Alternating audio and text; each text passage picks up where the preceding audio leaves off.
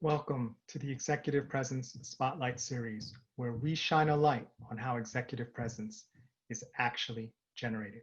My name is Joe Kwon, the Connection Counselor, and I'm very excited for you to join us here today for another episode where we'll go over another one of the 6 degrees of executive presence.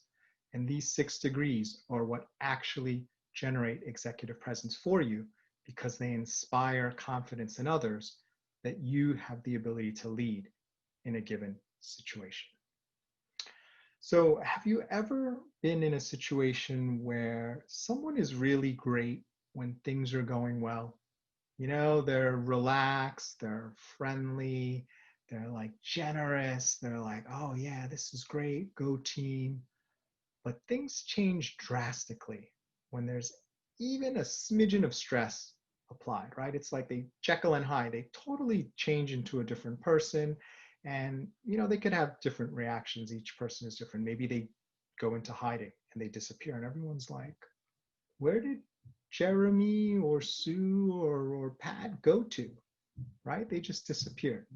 Some people maybe lash out, right? They can get pretty vicious and start blaming people or making excuses or pointing fingers. You know, that's the reason why this is not going well. And I think people, including yourself, understand intuitively that that's not really a desired leadership trait.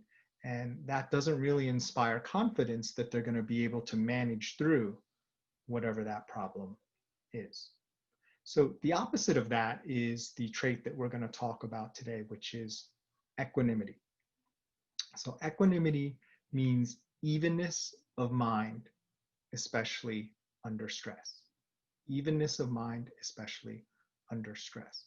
So that basically means, you know, you might think of it as, you know, you're calm under fire, you know, you're cool under fire, you're very even keel, right? And the reason why this inspires confidence is you can't really make great decisions when you are freaking out or checking out, right? Great decisions don't get made when you can't think straight because you're so scared or running away or so distracted in whose fault it is that you can't address the matter at hand.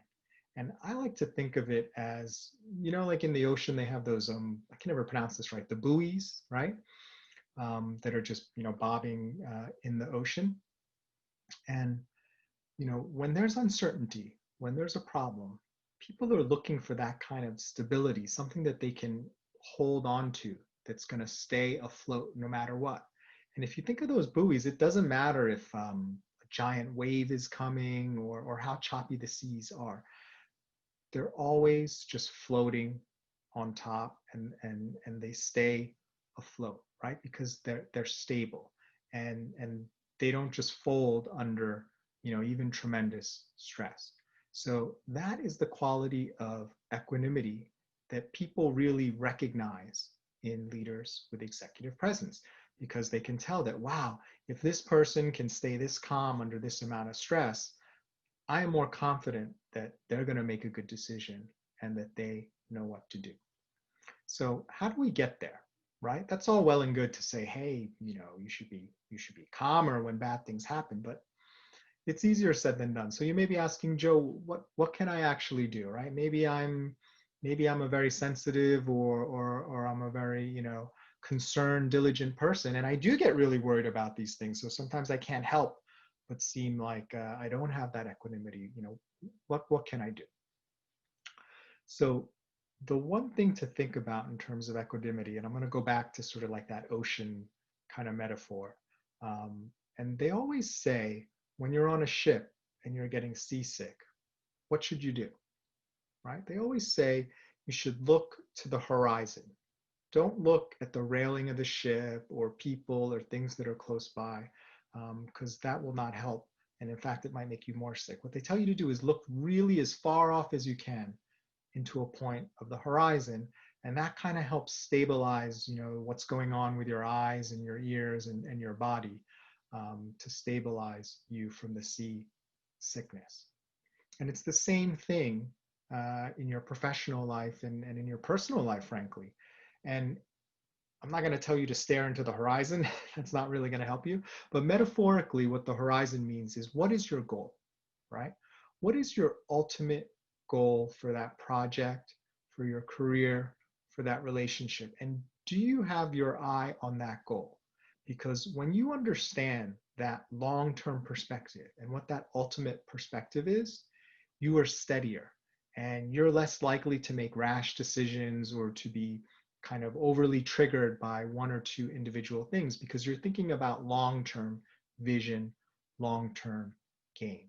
So if you find yourself in a situation where you're like, oh my gosh, I can't believe this is happening to me. What am I going to do? What am I going to do? I'm going to get fired. I'm going to lose my job. I'm going to lose my mortgage. I'm going to lose my husband. I'm going to lose my wife, lose my kid, lose my dog, right?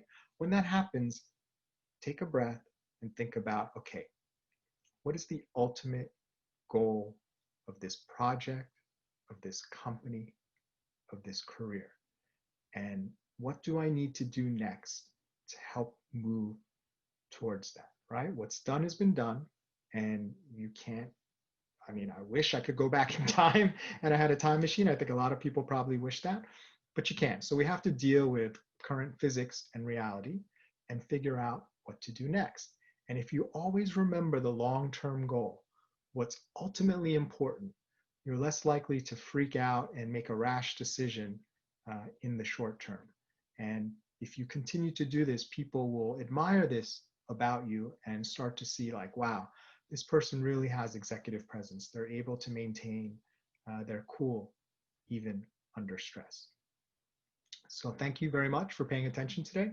Next, we're going to cover, let's see, we did proactive, resolute, equanimity. We're going to cover the state of stillness next. So please stay tuned for that one. And if you'd like to stay in touch, if you go to my website, www.connectioncounselor.com, you can sign up on the free stuff link to receive emails and notifications for future events, information, papers that come out or announcing new books or videos. So you can sign up to get that so we can stay in touch. So I'd love to be in touch with you. My name is Joe Kwon, the Connection Counselor. Remember, you can change your life one connection at a time. Thank you. For more information about how to elevate your career, go to connectioncounselor.com for my blog, podcast, and free guides. If you'd like to find out more about how to make executive presence work for you or your team, email me at joe@connectioncounselor.com. Thank you.